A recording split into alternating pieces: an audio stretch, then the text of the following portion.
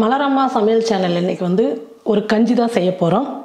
காய்ச்சல் அடிச்சதுன்னா நம்ம சாப்பாடு அந்த மாதிரிலாம் கொடுக்கும்போது காய்ச்சல் வந்து அதிகமாக ஆகும். அதனால் வந்து எப்போயுமே காய்ச்சல் வரும்போது நம்ம கஞ்சி செஞ்சு சாப்பிடும் போது ஒரு துவையல், புதினா துவையல், கருவேப்பிலை துவையல் இந்த மாதிரிலாம் சாப்பிடும் போது காய்ச்சல் வந்து குறையும். எப்போயுமே வந்து வீட்டில் யாருக்கு காய்ச்சல் வந்தாலும் உடனே நம்ம என்ன பண்ணுவோம், சாப்பாடு கொடுக்கக்கூடாது அப்படின்றதுனால இட்லி கொடுப்போம், ப்ரெட்டு கொடுப்போம். மெயின் வந்து கஞ்சி தான் கொடுப்போம். இப்போ நான் அந்த கஞ்சி தான் ரெடி பண்ண போகிறேன். ஸ்டவ் பற்ற வச்சு கடாய் வச்சுட்டேன். நான் 2-3 பேருக்கு ஆகிற மாதிரி கஞ்சி செய்கிறேன். ஒரு டம்ளர் நிறைய அரிசி எடுத்துக்கிட்டேன். பாதி அளவு போட்டுக்கலாம். அரிசி வந்து நிறையா போட்டிங்கன்னா வருந்து வராது. அதனால் வந்து கொஞ்சம் கொஞ்சமாக போட்டு வறுப்படும் போது நல்லா பொரிஞ்சு வரும். அதனால் நான் கொஞ்சமாக போட்டுக்கிட்டேன். கொஞ்சம் அரிசி வந்து சூடு ஏற அளவுக்கு ஸ்டவ் வந்து கொஞ்சம் ஃபுல்லாக வச்சுங்க. அதுக்கப்புறம் வந்து ஸ்டவ் வந்து கொஞ்சம் மீடியமாக வச்சுங்க. ஏன்னா நம்ம ஃபுல்லாக வச்சு வறுக்கும் போது அரிசி வந்து தீஞ்சு போயிடும், பொரி வந்து வராது. நல்லா சூடு ஏறினதுக்கப்புறம் நம்ம குறைச்சிட்டு நம்ம வறுக்கும் போது நல்லா பொரிஞ்சு அரிசி வந்து நல்லா மணமாக வரும். அந்த அளவுக்கு நம்ம நல்லா வறுத்துக்கணும். பாருங்கள், இந்த மாதிரி நல்லா கலர் மாறினோடனே நம்ம எடுத்துக்கலாம். நான் வந்து உடனே செய்யணுன்றதுனால அரிசி வந்து துணியில் நல்லா தொடச்சி எடுத்துகிட்டு வறுத்துக்கிட்டேன்.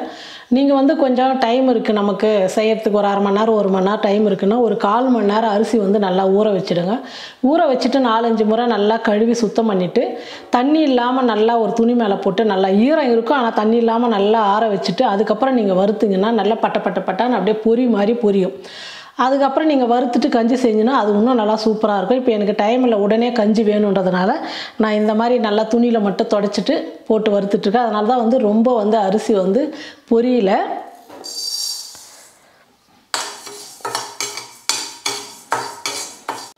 பாருங்கள், எல்லா அரிசியும் வந்து நான் வறுத்துக்கிட்டேன். ஸ்டவ் ஆஃப் பண்ணிவிட்டு வேறு பாத்திரத்தில் மாற்றிக்கலாம்.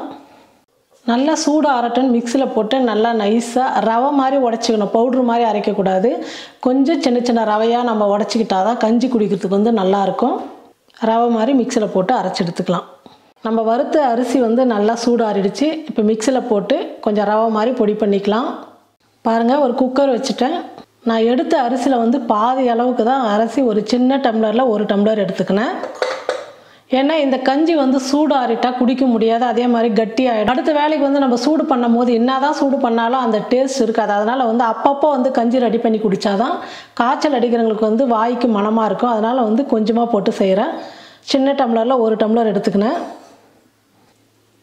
1 டம்ளருக்கு வந்து நான் 4 டம்ளர் தண்ணி சேர்த்துக்கிறேன்.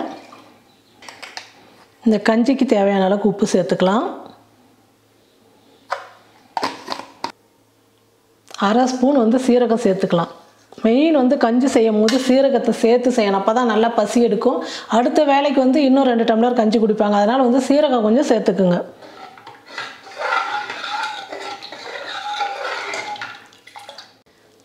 நான் ஃபஸ்ட்டு வந்து 1க்கு 4 சேர்த்தேன். ஆனால் பாருங்கள், இப்போயே வந்து கொஞ்சம் கெட்டியாக தெரியுது. அதனால் வந்து 1 டம்ளர் நம்ம வறுத்த பொடி பண்ண அந்த பவுட்ருக்கு 5 டம்ளர் தண்ணி சேர்த்துக்கலாம். இப்போ எல்லாம் சேர்த்து நல்லா கலந்து விட்டுட்டு குக்கர் மூடி போட்டு மூடிடுறேன். ஒரு 4 விசில் விட்டு எடுத்துக்கலாம். பாருங்கள், ஒரு 3-4 விசில் வந்துடுச்சு. நான் இப்போ ஸ்டவ் ஆஃப் பண்ணிட்டேன். இப்போ நம்ம வந்து இது வெயிட் குறையிறதுக்குள்ளே நம்ம புதினா துவையல் அரைச்சிக்கலாம். பாருங்கள், கடாய் வச்சுட்டு கொஞ்சமாக எண்ணெய் சேர்த்துக்கலாம். நான் எடுத்து வச்சுக்கிற புதினாக்கு வந்து 3 வரமிளகாய் எடுத்துருக்கிறேன்.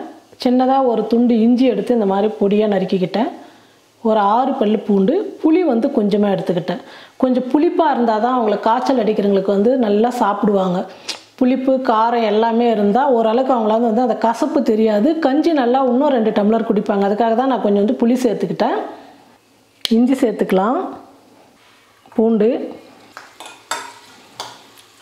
நம்ம வந்து இந்த புதினா துவையலுக்கு வந்து தேங்காய் சேர்க்க போகிறதில்ல. தேங்காய் வந்து கொஞ்சம் மந்தமாக இருக்கும், பசிக்காது.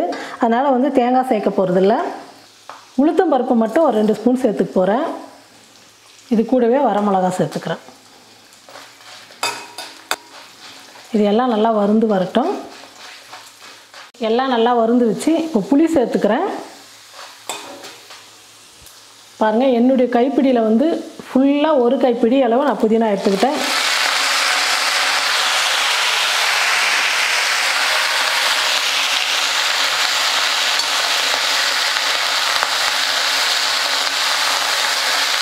புதினா சேர்த்ததுக்கப்புறம் ரொம்ப நேரம் வந்து வதக்கக்கூடாது. 1 நிமிஷம் வதக்கினா போதும். நம்ம ரொம்ப வதக்கிட்டு அந்த புதினாவோட இருக்கிற சாறு எல்லாமே போயிடும். அதனால் வந்து ஓரளவுக்கு நம்ம வதக்கிட்டு துவையல் அரைச்சா தான் அந்த பச்சை நிறமும் மாறாமல் இருக்கும்.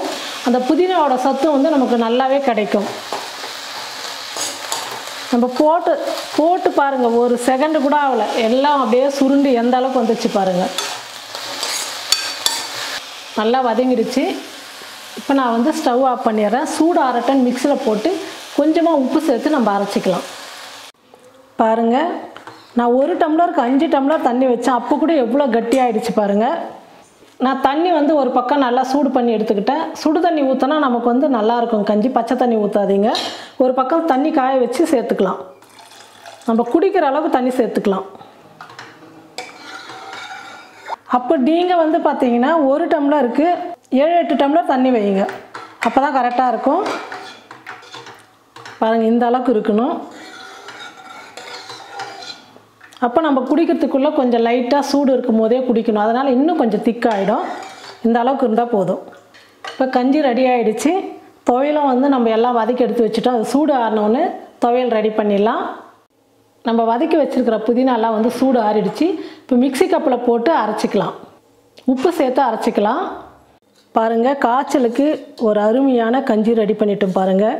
நல்லா சீரகம்லாம் போட்டு நல்லா சூப்பராக இந்த மாதிரி கஞ்சி குடிக்கும் போது எவ்வளோ காய்ச்சல் அடித்தாலும் வாய் கசப்புக்கு வந்து அவ்வளோ மனமாக அவ்வளோ நல்லாயிருக்கும். இந்த மாதிரி தண்ணியாக இருக்கணும். நல்லா இஞ்சி பூண்டு எல்லாம் சேர்த்து புதினா போட்டு ஒரு சூப்பரான துவையல் ரெடி பண்ணிட்டோம். இந்த கஞ்சிக்கு இந்த துவையல் தொட்டு சாப்பிடும் போது வாய் கசப்பு தெரியாது. 1 டம்ளர் கஞ்சி குடிக்கிறவங்க 2 டம்ளர் குடிப்பாங்க. காய்ச்சல் இருக்கிறவங்களுக்கு இந்த மாதிரி கொடுங்க. அதே மாதிரி கொஞ்சம் அசதியாக இருக்குது, உடம்பு கை காலெலாம் வலிக்குதுனால இந்த மாதிரி கஞ்சி செஞ்சு துவையல் செஞ்சு சாப்பிடும்போது உடம்பு வந்து கொஞ்சம் புத்துணர்ச்சியாக ரொம்ப ஆரோக்கியமாக நல்லாயிருக்கும். நீங்களும் உங்கள் வீட்டில் இந்த மாதிரி கஞ்சி துவையல் செஞ்சு பார்த்துட்டு எப்படி இருக்குன்னு சொல்லிட்டு மறக்காமல் கமெண்ட் பண்ணுங்கள், ஷேர் பண்ணுங்கள். நன்றி.